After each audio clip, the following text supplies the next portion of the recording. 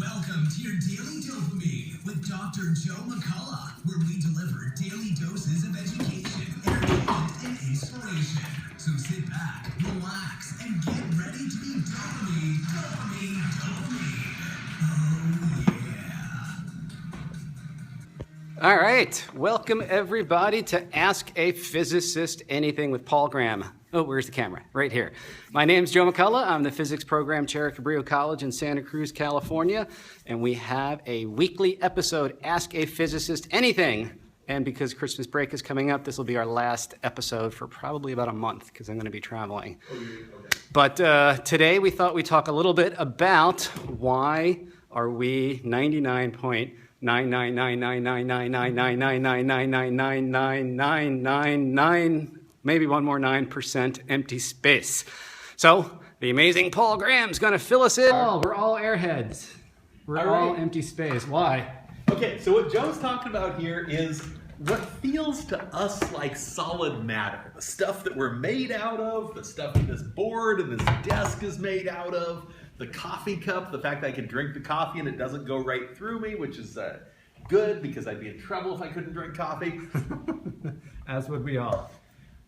You know, it seems like matter is very solid and very real stuff. Now you start looking on the atomic level, what is matter actually made out of? And I mean, you've all seen the pictures in school. You said, okay, well, it's made out of atoms. And what is an atom going to look like? Well, if I was going to draw you an atom, I'll do a carbon atom. Oh, here's a good question for later. What's the future of matter? Ooh, we talked a little bit about that kind of, but we might be able to touch on that.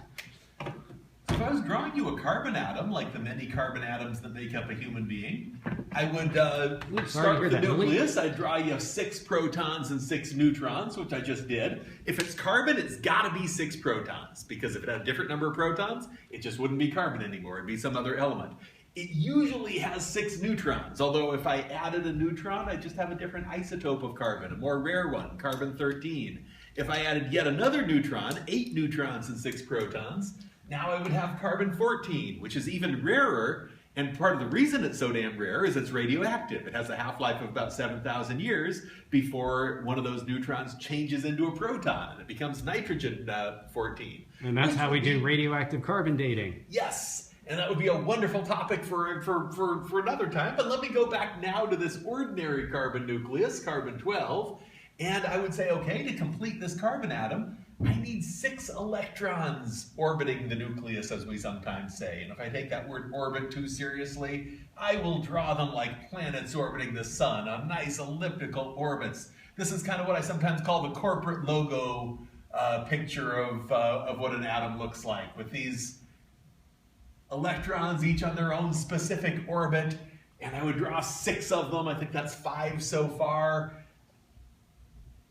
Now, after going to all the trouble of carefully drawing 6, I should also tell you that what I just drew is bullshit. That is not the way electrons behave. That's not the way any kind of matter behaves on the tiny length scale that we're talking about. I have just committed a grave sin against quantum mechanics. In quantum mechanics, particles don't have a specific trajectory. They're not at a specific location in space at each moment in time. They don't have this nice, well-defined changing velocity vector. Instead, those 6 electrons would be smeared out in a probability cloud, as we call it. Each electron would have its own probability wave function that doesn't tell you where it is at each moment, but it does tell you where it is most likely to be found if you tried to interact with it. Oh, wait, don't even mention midichlorian. Midichlorian. The worst thing ever. Now, wait a minute. Wait, Joe, you were not a fan of midichlorians? Oh, my God. Really trying to justify the force with midichlorians was the worst thing besides Jar Binks that Lucas has ever done. Joe, I have never heard you dislike a movie. Oh, man. 5 minutes into seeing Jar Binks, I was done with this current Star. Anyway, I'm very excited for the new Star. I have found Joe's limit of tolerance for crazy movies. That's really midichlorian. Midichlorian, George Lucas, really? For what it's worth, I agree with you absolutely. George Lucas worries me sometimes. However, so I've got these kind of overlapping probability clouds for these electrons in here. If you've studied chemistry, yes, I'm talking about the s orbitals and the p orbitals and all those things. If you've studied quantum mechanics, and of course you know I'm talking about the various wave functions, the eigenstates for the hydrogen atom. However, for now, just think of the electron as this fuzzed out probability cloud of negative charge in here. And there's 6 electrons worth of that fuzzed out probability cloud in this carbon atom. Now, as I've drawn this on the board, I had to kind of make some adjustments to scale so that you could see all the different parts. In particular, I had to draw the nucleus big enough that it was visible as part of this atom. Well, the thing is, the nucleus is actually very tiny. Wait, quick question. What did the subatomic particles say to the duck? Quark, quark. Is that the answer, Lily? Quark, quark? She's going to come up. I don't know. Keep going. Sorry about that. Quark, quark. It was. Okay. Sorry, I didn't mean to steal the punchline, Lily. Yes, thank you. All right. All right. The nucleus is tiny. Now, of course, you say, no shit, dude. The atom itself is tiny. Of course the nucleus is tiny. But no, I mean, even compared to the size of the atom itself, the nucleus is tiny. If I were drawing the nucleus to scale here, which I didn't, it would be a dot which would be too small for me to even make with this whiteboard pen. It would be 100,000 times smaller than the radius of the atom itself. Now, what does that mean on a scale besides just too small to draw with ink on the whiteboard? Well, if you think about this room, suppose I were to build a scale model of a carbon atom the size of this entire room.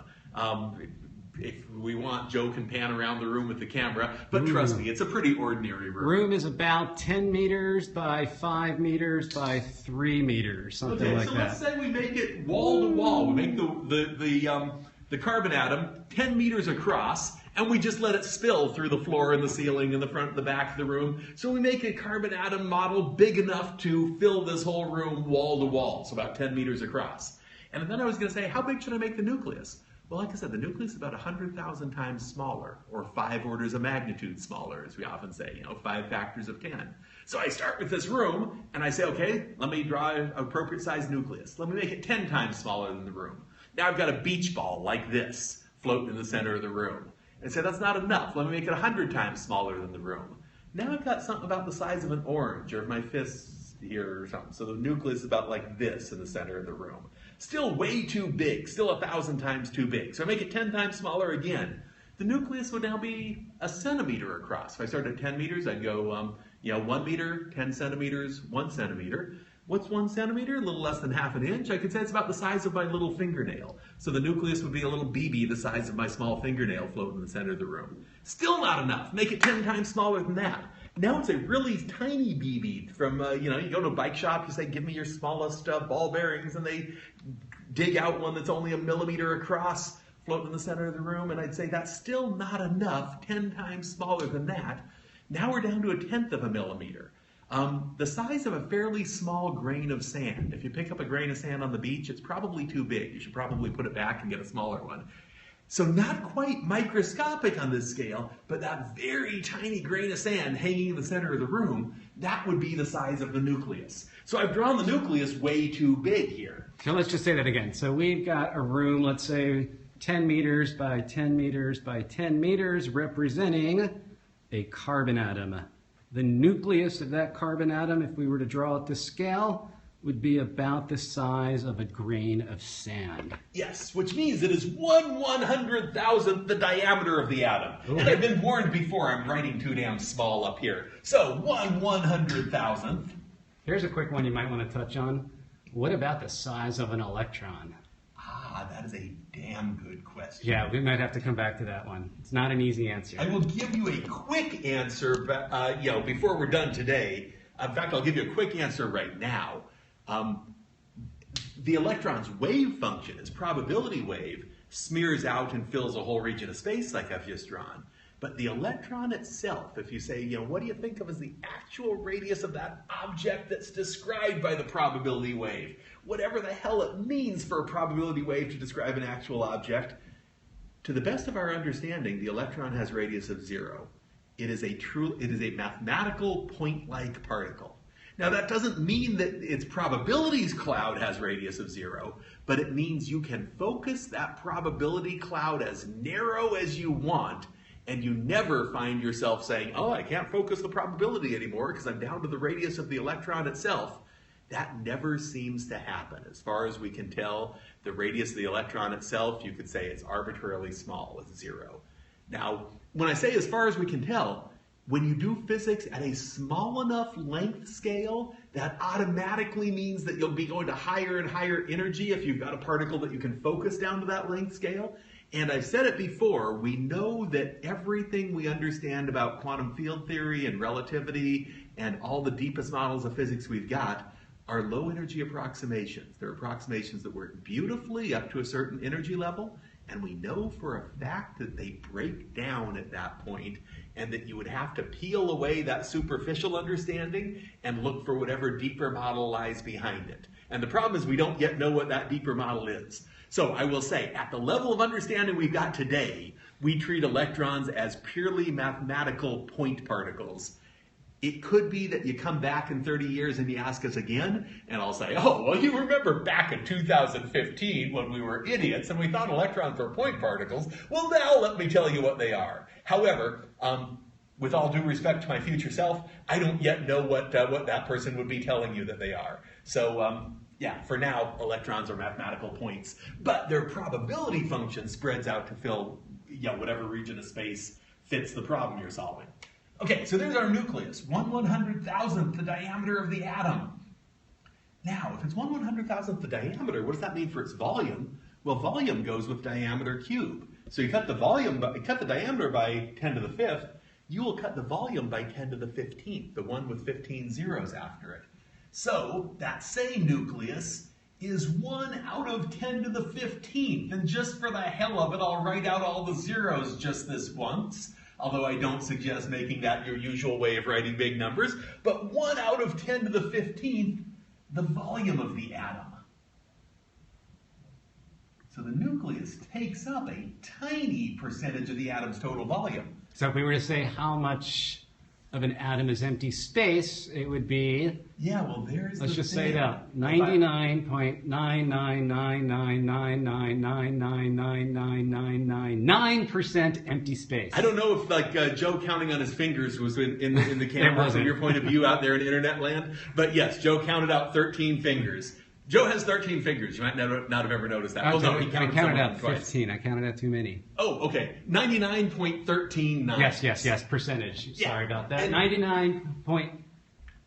13. No, we want 99.9. 13 nines after the 9. Yeah, 13 nines after the decimal. Yes. Sorry. Got it. So okay. I did 15 nines. So, yeah. Now, but you'd say, okay, fine, that's the nucleus. Why are you saying the atom's mostly empty space? That electron cloud still takes up space. And it's true, but almost all the mass of the atom is in the nucleus. Each of those protons and neutrons is about 2,000 times heavier than an electron. 1836 point something, I think, is the ratio.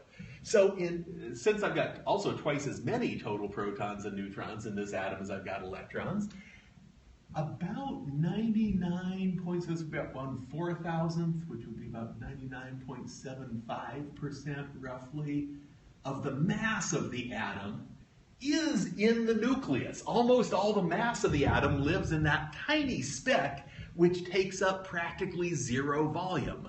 So in that sense, you could say, yeah, the atoms that make up our bodies, the atoms that make up all matter, are mainly composed of empty space. If by empty you mean not much mass there, you've got that electron cloud, but the electron cloud's very lightweight, doesn't seem to have much substance to it. Where's all the substance? Where's all the mass? In that minuscule speck at the center of the atom.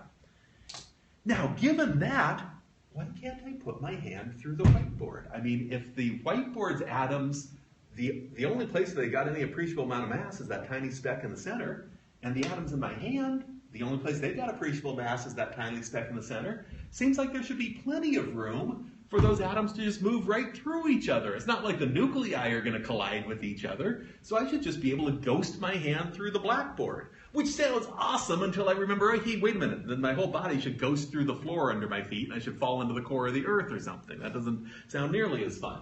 Electrons do have mass, 9.11 times 10 to the minus 31 kilograms. Yes, they do. So, and a proton has about almost 2,000 times that. So the mass of a single proton or neutron, by the way, they're just about identical to each other. A neutron is very slightly heavier than a proton, but not by much. So the mass of a neutron or a proton is around 1.6 times 10 to the negative 27th kilograms, which sounds tiny, but the mass of an electron is about 0.9 times 10 to the minus 30th kilograms. So again, over 1,000 times smaller. And if we were to write that out, would it be 0.9, oh,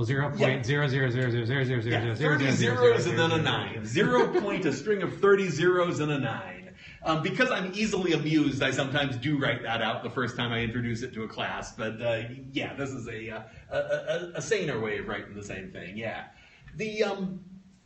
So why can't you just ghost one atom through another? Well, the answer is that cloud of electrons may not have very much mass, but they do have negative charge. They do have electrical charge. So one quick answer, not actually 100% accurate, but quick and easy to understand, which is a great thing sometimes in itself. An easy to understand lie can be so much more convenient than a more difficult. Well, no, I'll tell you the real version in a moment. But yeah, one quick answer on why it is that those two atoms ghost through each other. So if I've got these two atoms, now I'm trying to draw the nucleus real small this time, and they're surrounded by these clouds of probability that make up the electron. And as I try to move these two atoms through each other, well, it's not like the nuclei ran into each other and couldn't go any further because they had that solid matter in the way. But as these electron clouds start to overlap, trying to jam negative charge, even this very diffuse probability cloud of negative charge, into a smaller space, well, one of the first things you learn about electricity in school is like charges repel. So the negative charges in this cloud and the negative charge of this cloud are going to start to repel each other as they overlap. You could say, well, wouldn't they repel each other even before they overlap? And you could say, yeah, but if I separate these, then each atom sees the entire other atom. It sees a neutral atom because it sees a positively charged nucleus that attracts the electrons in this guy, but it also sees a negative electron cloud that repels the electrons in this guy. So at first, if the atoms are separated, they don't really attract or repel each other. But when you start to overlap them, when you start to put all this negative charge into one limited region of space, now that repulsion gets stronger and stops the atoms dead in their course. You say you just can't push that thing any further without a tremendous amount of force and energy because the repulsion between those electron clouds, that is what actually stops me from putting my hand through this desk. Or that's what stops one of these whiteboard pens from going through the other one when I clash them against each other. A wonderfully convenient falsehood. I admit I use it myself sometimes when I haven't yet introduced quantum mechanics in a class, but we have introduced electrical force. However, I gotta admit, I mean, you know, I shouldn't be lying to you. It's not just this classical electrical force that prevents these guys from overlapping.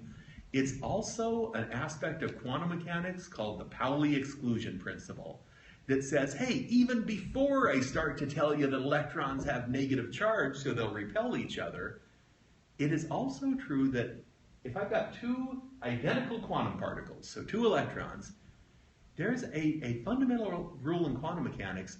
I cannot place both those electrons in the same quantum state.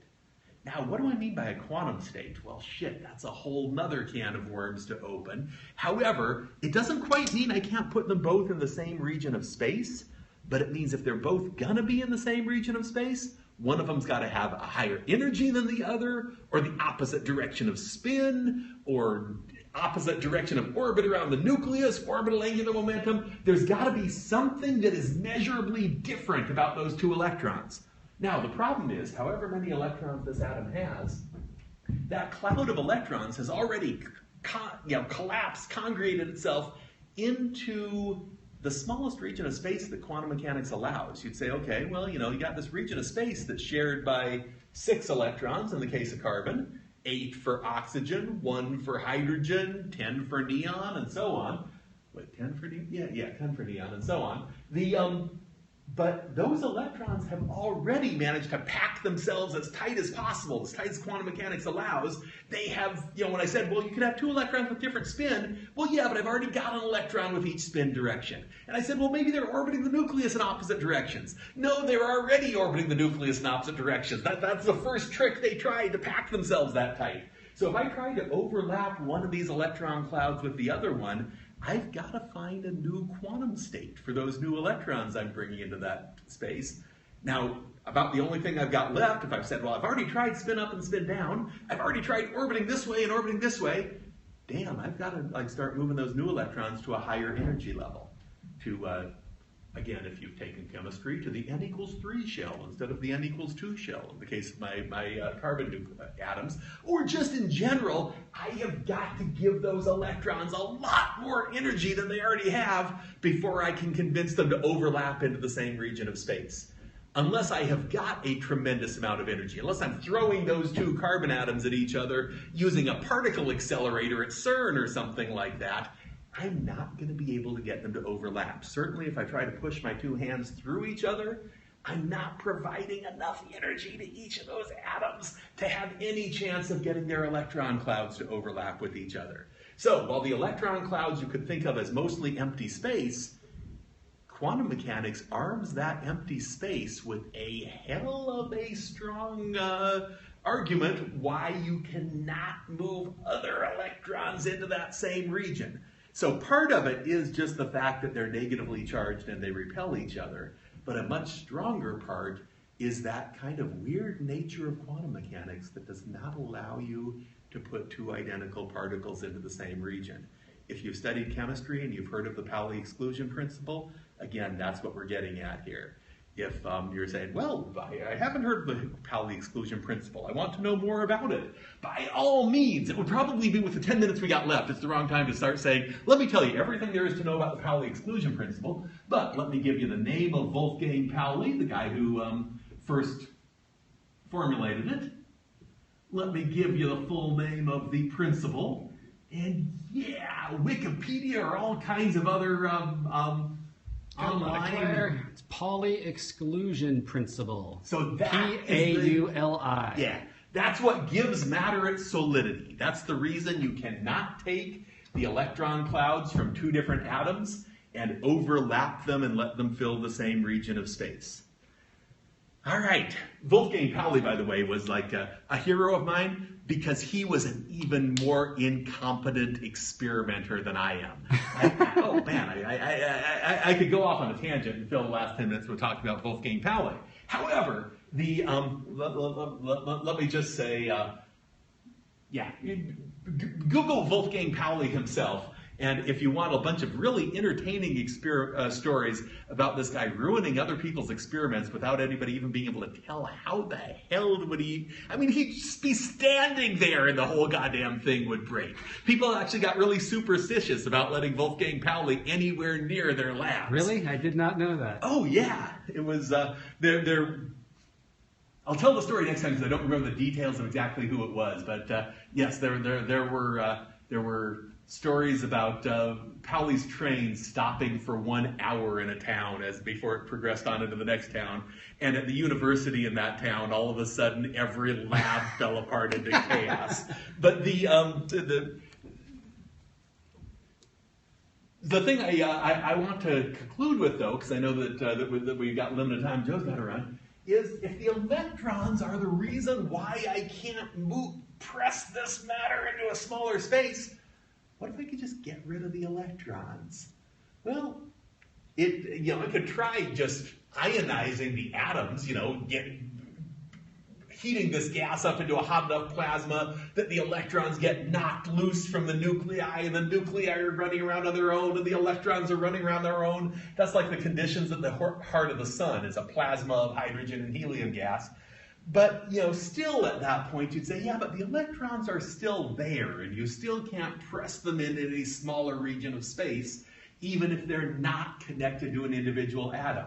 In fact, when a star finally runs out of fusion fuel at the end of its lifetime and tries to undergo its last gravitational collapse, electron degeneracy, the Pauli exclusion principle, is what limits how far the star can collapse, and says it reaches this fairly compact white dwarf state, but it can't collapse any further than that. Unless the star is so goddamn massive that it has one last trick up its sleeve. There's a force called the weak nuclear force. I asked Joe before we started, have we talked to them about the strong and weak nuclear force yet? And I think our consensus was no. Not in detail. I think we mentioned it. So all I can say at this point is that, hey, we can come back and do more on these forces. But the weak nuclear force is the trickster of the fundamental forces of nature. The four fundamental forces of physics are gravity, electromagnetism, the strong nuclear force, and the weak nuclear force. And the weak nuclear force is Loki, or the coyote, or whatever your favorite trickster figure from mythology is. So wait, would you say we have 4 fundamental forces or 3? Actually, we say the classic 4. In the 1970s, they were able to find, hey, electromagnetism and the weak nuclear force. Again, you remember how I said all physics is kind of a low energy approximation to something deeper? Well, in the 70s, they found one level of that something deeper. Electromagnetism, as we understand it at ordinary energies, and the weak nuclear force, as we understand it at ordinary energies, are both low energy approximations to what is now a very well-tested and well-understood model called the electroweak model. And yes, so actually there are now 3 fundamental forces known to physics, and our goal, the holy grail of physics, is to get that down to 1, to realize that what we originally saw as 4 separate forces, and what now at the highest energy level that we're able to reasonably deal with, we recognize as 3 separate forces, that all of this is just different aspects of one fundamental unified force, and that if you ramped up your problem to a high enough energy, you would have to use that one TOE. Yeah, grand unified is getting down to 2. Gravity would still be separate. TOE, theory of everything. How arrogant are physicists that we have an acronym, TOE, set aside for the theory of everything. But that would be the model of physics in which there's only one fundamental force. At high enough energies, we would expect that you would need to use that equation, whatever it is, to talk about anything. But at lower energies, that one unified force would break down progressively and mimic the behavior of several separate forces. All right. However, somebody got a screen capture as you were doing. Looks like a ballerina. Okay. Yes. I don't think I would make a very good ballerina, but I try. Explain Einstein's theory of relativity. That was on a prior Ask a Physicist Anything. Did we? Oh yeah, we did a little bit about special relativity. Let me turn this around. Okay, so real quick, I turned it around real quick. I wanted to say a couple words. I think this is episode 11 or 12. I have been behind. Our semester just ended. I have not posted stuff on YouTube in the last month or something. But this Friday I'll be done grading, and I will be uploading all of our previous Ask a Physicist Anything. And what I'm going to try and do is maybe make some kind of web document to let people know exactly what we talked about in each episode, because we keep getting a lot of the same questions on relativity, entanglement, stuff like that. Anyway, we're going to wrap this up in about 5 minutes, and just to let you know, we're probably going to take about a month off of this because Christmas is going to be traveling for a while, but we've also had requests for more demonstrations again. Nice. So yeah, I haven't done demonstrations in a while, but we'll definitely get back onto that. No, you guys make physics professionals. Yes, if you guys want to take physics, come to Cabrillo College in Santa Cruz. Excuse the off topic, but your scope is cleaner. Please describe equipment and connection. This is just an iPhone 6 on a Wi-Fi connection. Okay, so in 5 minutes, how are we going to wrap this up? In the last thing, at the end of a star's lifetime, if it is a heavy enough star, our sun will not do this. It's not heavy enough. But if you've got a heavy enough star that the gravitational forces truly would take almost any excuse they can to compress the thing further, to reduce its gravitational energy, you can get the case where an electron in one of the atoms in that burned out star and the protons in the nucleus of that same atom, well, it turns out the weak nuclear force knows a trick for turning an electron plus a proton into a neutron. It's like a magic trick. Like a magic trick. Woohoo! The weak nuclear force is the trickster of the fundamental forces. Well, it's not really a magic trick. It just turns out that this is an interaction allowed by nature. What's actually going on is the electron is merging with one of the up quarks in that proton and making a down quark. However, even the weak nuclear force has rules that it has to follow. In particular, the first rule of the weak nuclear force. You don't talk about the weak nuclear force, but I am anyway. Try to stop me. Hey, I need one more follower to have 600 followers. Somebody else follow me. Okay, so continue. Electron plus proton gives you a neutron and also spits out a particle. Wait, not even an antineutrino. This would be a regular neutrino in this case. Woohoo, Mystical Beast, thank you. 600 followers. Plus an electron neutrino, which is this ghost-like little particle that escapes off into the distance and is usually never seen or heard from again because it interacts so rarely with ordinary matter. But the point is, the electrons were the thing that was taking up all the space in the heart of that burned out star. If you merge the electrons with the protons, remember we said protons and neutrons take up almost no space.